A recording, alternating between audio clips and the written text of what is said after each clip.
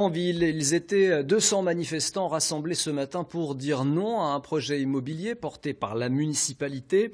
En fait, au-delà de ce projet, c'est l'étalement urbain et la bétonisation des terres agricoles que le collectif entendait dénoncer. Le reportage de Boris Le Tondeur avec Joël Amar. La jeunesse mène un cortège intergénérationnel. Les manifestants déambulent dans les rues grandvillaises et délivrent leur message. Le Premier ministre l'a dit le 1er juillet 2018, il ne faut plus aucune artificialisation des terres agricoles afin de préserver une alimentation, une biodiversité durable et un changement climatique minimum.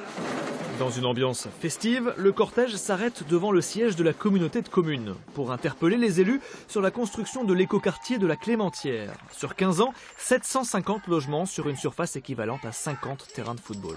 Peut-être qu'à une époque c'était entendable, mais maintenant c'est plus acceptable en sachant que le climat se réchauffe, en sachant que le dernier rapport du GIEC dit qu'il faut arrêter de bétonner et de bitumer.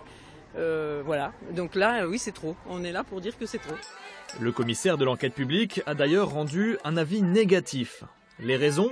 Granville a perdu une centaine d'habitants depuis 2011 et près de 800 logements sont inoccupés.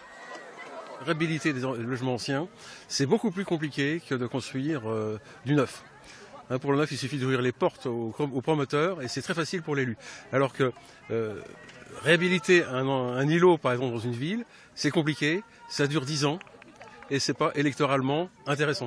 Résultat, malgré les recours, le projet d'écoquartier est toujours sur les rails, au détriment des terres agricoles de la ville. Il ne faut pas exploiter toutes les terres de Granville. Il n'y a plus que 2 fermiers à Granville.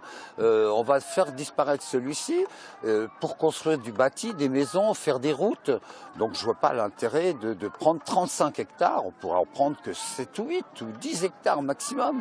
3 autres projets de grande envergure doivent prochainement sortir de terre dans une agglomération grandvillaise qui veut également libérer 126 hectares de terrain urbanisable dans les années à venir.